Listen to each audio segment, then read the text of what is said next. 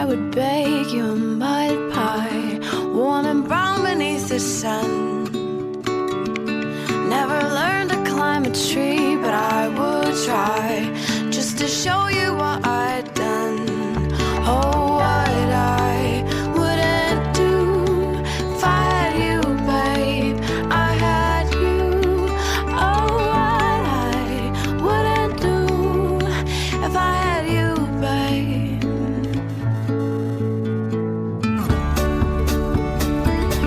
If I were all my dearest, you would be older. Parece que hoy tenemos a Pera en Barcelona. ¿Es posible, Pera? ¿Cómo estás? Aquí estoy. ¿Con la Eva o tú solo? No, estoy solo. ¿Trabajando? Pues la verdad es que más de lo que me apetecería, ¿eh? O sea, digo, mira, me toca por trabajo pasar un fin de semana en Barcelona y digo, puede servir de descanso un poquito también de temas familiares y no, está siendo muy O a lo mejor intenso. es que has salido huyendo de algo que hay hoy en Madrid y que, Eso y que pasa por delante de tu casa o algo así, ¿no? Mira, no me estoy enterando de nada, ¿eh? O sea, ahora en serio, estoy muy absorto en lo que es el cazador de cerebros y el otro día incluso no me enteré de que había un Barça-Madrid, que bueno, tampoco soy muy futbolero, pero que no me haya enterado, o sea... Esto es un signo de distinción, Pera, enhorabuena, tienes una muesca en mi culata. Pera Estupiñá es químico, es bioquímico y conduce en la 2 El cazador de cerebros, y a mi lado... hoy no come en Plasencia, está Javier San Pedro, que es doctor en genética y biología molecular y colaborador del País. ¿Qué tal, Javier? ¿Cómo Yo estás? aquí en Madrid resistiendo. Somos pocos y estamos mal organizados. Este es el mayor alegato político que se puede sacar de un científico, ¿no? Oye, Pera, Sí. ¿es verdad que sales en la portada del National Geographic? Bueno, sí. No digo tu foto, digo tu trabajo. Sí, de la forma que me parecía que estaba mi careto allí. No, bueno, he escrito el artículo de portada, 18 páginas enteras, de una...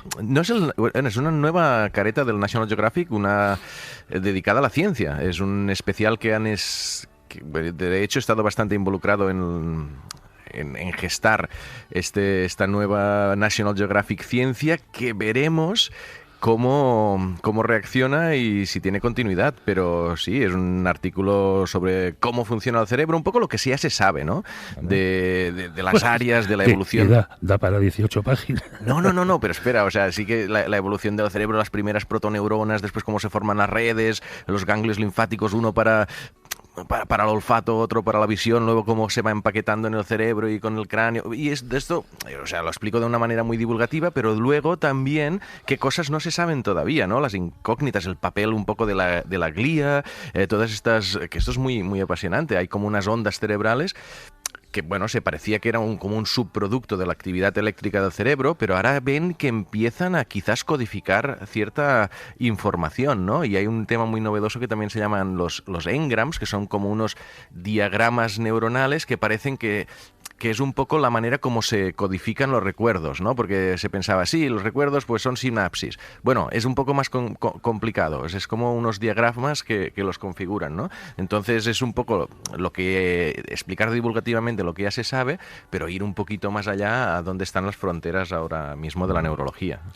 Oye, hay fronteras que se están moviendo y esto no lo sabíamos y no sabemos cómo puede afectar. Bueno, no es una frontera exactamente, es un punto en el planeta, que es el polo norte magnético.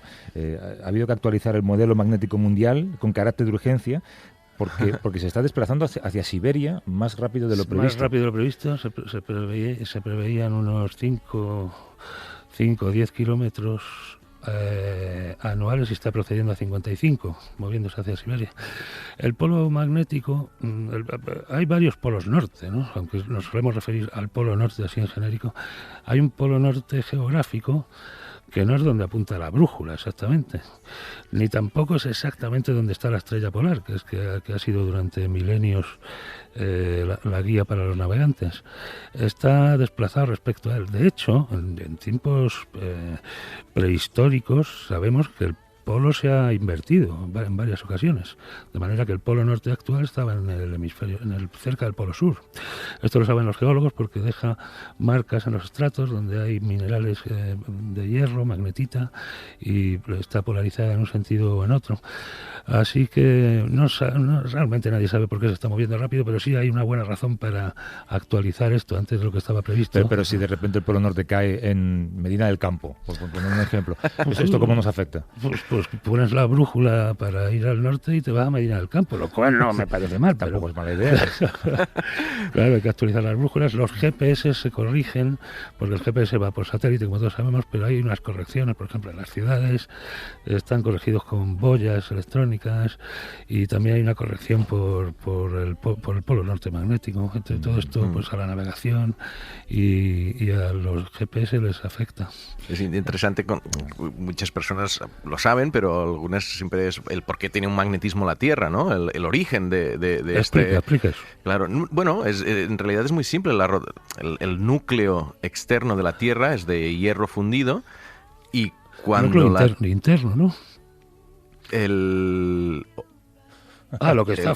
la parte externa del núcleo interno. La parte externa del núcleo. El núcleo interno es sólido y el externo creo que es líquido. Sí. Y entonces con la rotación forma como una dinamo, y es porque rota un poco más rápido de que el núcleo, y así forma este magnetismo que genera el magnetismo. Los planetas o los cuerpos celestes que no tienen un núcleo interno, o sea, Marte, cualquier otro planeta, no tiene este magnetismo que tiene la Tierra.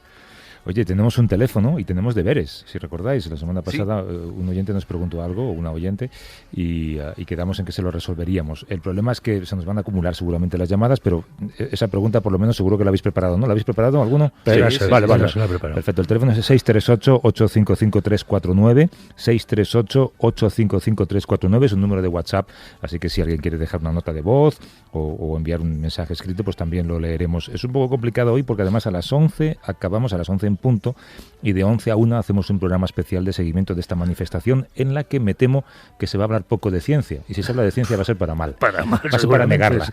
Sí, ya nos vimos en una parecida en la década pasada, cuando un grupo de 2.000 científicos conservadores se opusieron a la reforma de la ley de aborto que pretendía hacer el gobierno socialista en la época.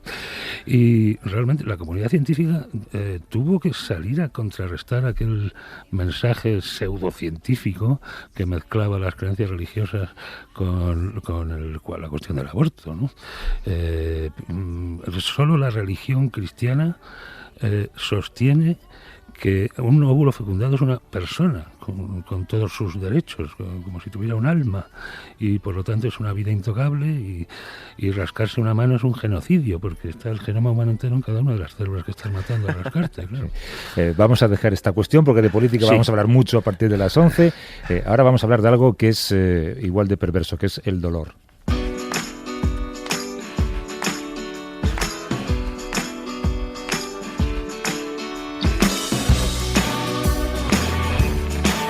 El día 30 de enero falleció Stuart Adams, que es el inventor del ibuprofeno, que es un tratamiento que hoy en día utilizamos para casi cualquier dolor, dolor leve, habría que decir, dolor de cabeza, un dolor de muelas. Bueno, un dolor de muelas puede ser un dolor grave también, ¿eh? Sí, puede ser muy, muy duro, y los dolores de hueso son tremendos. O una pera en el riñón. Bueno, cállate ya. No estoy mirando a nadie. Lo cierto es que Adams llevaba más de una década buscando un tratamiento más eficaz que la aspirina. Un día en 1961 cuentan que se despertó con resaca por la fiesta que había tenido la noche anterior, porque los científicos son muy de salir de noche. No podía quedarse en la cama porque tenía que ir a dar una charla además, y decidió prepararse un vasito de agua con 600 miligramos de un compuesto que él estaba desarrollando, que era todavía experimental, que no sabía si le iba a quitar la resaca o que le iba a dejar en urgencias a lo mejor, ¿no? Y al rato, pues comprobó que estaba prácticamente como una rosa, ¿no? Lo hace muy bien. El ibuprofeno se puso a la venta en el Reino Unido por primera vez en 1966. Es difícil imaginar alguien o algo que haya aliviado más el dolor a la humanidad, ¿no? Sí, empezando como mancebo de la cadena de farmacias Boots, quizá la mayor cadena de farmacias británica, que además es curioso que un mancebo de farmacia, estudió farmacia y empezó a investigar en lo que le encargaron, que era ir más allá de la aspirina, ¿no? Y descubrir otros analgésicos alternativos a la aspirina, que fueran antiinflamatorios, curaran el aliviaran el dolor y redujeran la fiebre. Y fue el proyecto de una vida, o sea, 30 años se tiró este hombre para descubrir el ibuprofeno. Esto ocurre en farmacología muy a menudo, que hay investigadores que pasan toda su vida investigando en una molécula. Una sola molécula. Que a veces sale bien, como en este caso. Y se saltó el ensayo clínico para probarlo en este caso sí, porque es lo bueno que tiene una borrachera de un científico. Porque, bueno, él dijo, yo ya he probado muchos fármacos, lo que pasa es que siempre los había probado antes en ratas.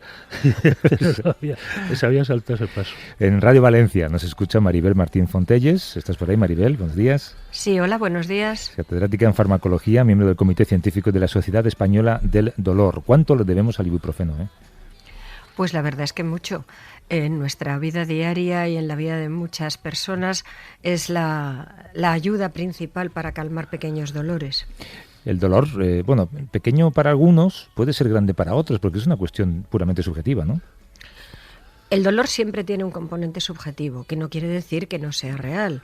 Quiere decir que cada uno lo vivimos de una manera diferente. Entonces, lo que no es casi posible es compartir la sensación de dolor que tenemos con otra persona, porque las palabras no pueden reflejar lo que sin una experiencia previa no se puede conocer, como es el dolor. ¿Hay una clasificación para los diferentes tipos de dolor? Bueno, utilizamos clasificaciones que en realidad son un poquito artificiales porque los dolores se mezclan entre sí.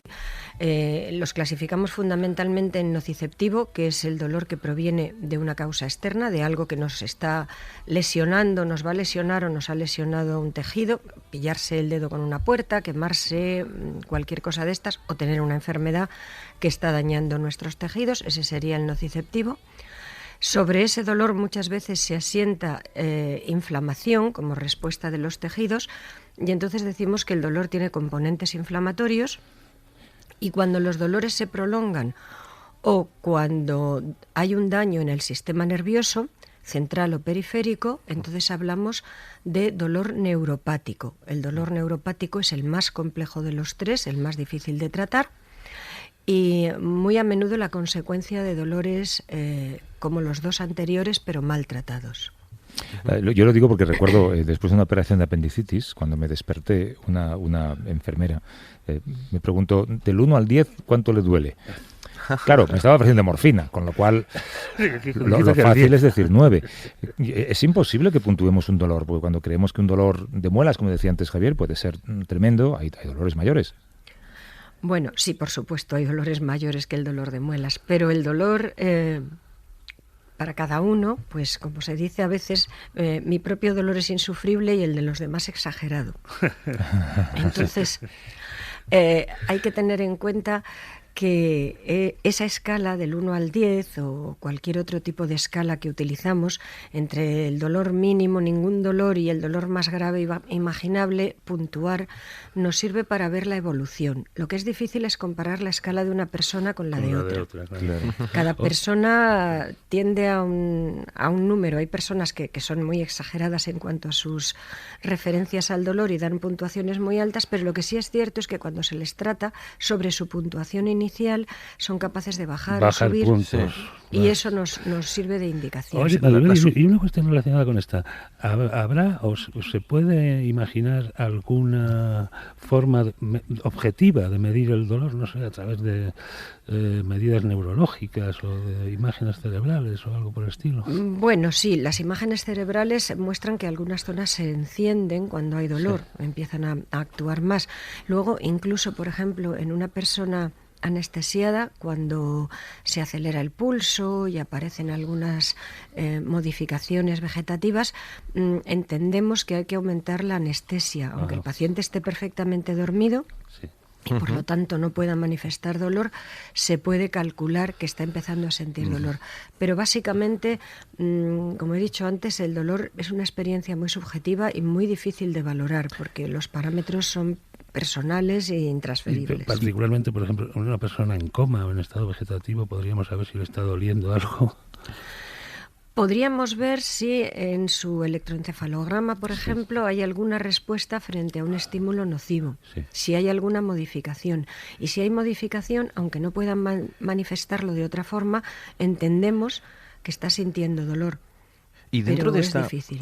Dentro de esta subjetividad que comentabas, ¿la sugestión puede hacer que aparezca un dolor sin que haya un daño físico o que de alguna forma con herramientas psicológicas tú puedes autodisminuirte el dolor? Sí, por supuesto. Por sugestión uno puede sentir dolor y por sugestión uno puede sentir menos dolor. Las herramientas psicológicas son fundamentales. Hay que tener en cuenta que la farmacología, que es el campo en el que yo trabajo habitualmente, no resuelve todos los tipos de dolor. No tenemos respuesta para todos los tipos de dolor. Ni con el mejor médico del mundo tratando con los mejores medios, algunos dolores no encuentran respuesta. Y entonces lo que hay que hacer es aprender a vivir con el dolor, minimizar sus consecuencias en la calidad de vida, y a estas cosas nos ayuda la psicología, evidentemente. No se puede generalizar, lógicamente, pero ¿tú crees, Maribel, que la profesión médica está sensibilizada con el dolor de sus pacientes? Bueno, ahí la Sociedad Española de Dolor estamos luchando para que cada vez haya una mayor sensibilización. El grupo de investigación básica en el que yo estoy integrada, estamos intentando dar nuevas herramientas y yo creo que todavía falta un poquito de concienciación, tanto entre los médicos como entre el personal auxiliar, enfermería, fisioterapeutas. Todo el mundo tiene que concienciarse que el dolor, una vez utilizado para un diagnóstico, en sí mismo es un mal. Aunque es nuestro amigo porque nos ayuda a detectar posibles lesiones. Es una voz de alerta, ¿no? Una alarma. Por supuesto. ¿La automedicación para el dolor es un problema? Y si lo es más aquí que en otros países? La automedicación para el dolor es un problema en todas partes. No es un problema muchas veces excesivamente grave porque los analgésicos habituales, el ibuprofeno por ejemplo, tienen un margen terapéutico relativamente alto, que quiere decir que se puede tomar una dosis y un poquito más sin que sea demasiado grave.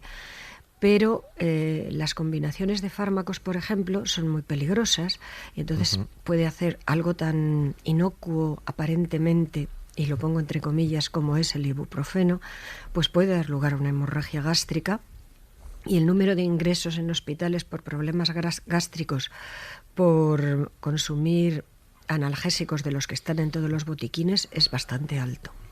Pues oye, te agradezco mucho la conversación, Maribel, porque además hacéis un trabajo del que nos tenemos que beneficiar todos al fin y al cabo, ¿no? Y del que nos tenemos que concienciar todos, también la profesión médica. Maribel Martín Fortelles, que es catedrática de farmacología, miembro del Comité Científico de la Sociedad Española del Dolor, nos ha hablado desde Radio Valencia. Un abrazo, gracias, Maribel. Gracias a vosotros. Gracias. Hasta luego. Teníamos, compañeros, os decía antes, varias, o al menos una pregunta de la semana pasada, es acerca de si se debe o se puede o no reutilizar las botellas de plástico para beber. Venga. Vale, pues la verdad es que lo he estado buscando y ha sido más complicado de lo que parecía, ¿eh? La respuesta corta es sí, se puede. Pero si alguien pone en Google, encontrará varias respuestas. O sea, hay tres temas aquí. Las bacterias, es decir, pero eso ya no es exclusivo del plástico. O sea, cualquier botella que se está reutilizando bastante, crecen muchas bacterias. Y eso han hecho estudios de botellas de deportistas y tal, y ve que sí que a nivel de higiénico es problemático. Después están los microplásticos. Las botellas de plástico empiezan, sobre todo si se degradan, a perder un poquito de microplásticos que están en el agua, pero esto todavía no se ha visto si es problemático o no. Y luego están las sustancias que puede soltar de los aditivos que tienen los plásticos, pero las actuales botellas de PET, que son las que en el fondo del envase tiene como un número 1, que indica que es de PET, no tienen estos aditivos que son problemáticos. Entonces, los eftalatos, aquellos famosos que las botellas de PVC sí sueltan bastantes y las de PET menos. Yo, en cualquier caso, dadas estas incertidumbres, yo creo que no va a haber un plástico tan estable como es el vidrio, ¿no? El vidrio es una piedra. y además es una piedra cristalizada, por eso es transparente. Así que no va a haber un material más estable que ese para tomar agua, ¿no? Hay muchas más preguntas, en este caso nos las ha hecho la gente por Instagram, pero las voy a dejar para la semana que viene. Hay preguntas del tipo, por ejemplo, ¿por qué las tostadas caen siempre boca abajo? Esto supongo que hay una explicación física que vosotros como científicos. Y luego también hay una pregunta para Pera. Dice, ¿cómo ha logrado desarrollar esa voz tan sexy y aterciopelada? Esta pregunta también, ¿Es de verdad esta pregunta? te lo digo en serio, ya te la mandaremos. Es alguien que lo ha preguntado en el foro de internet. Son preguntas típicamente científicas, al fin y al cabo. Sí, ha sido un training muy duro. Claro. Pera Estupiñán y Javier San Pedro, gracias compañeros. Dentro de un minuto y poco arrancamos un programa especial. Nos vamos al centro de Madrid a ver lo que encontramos allí.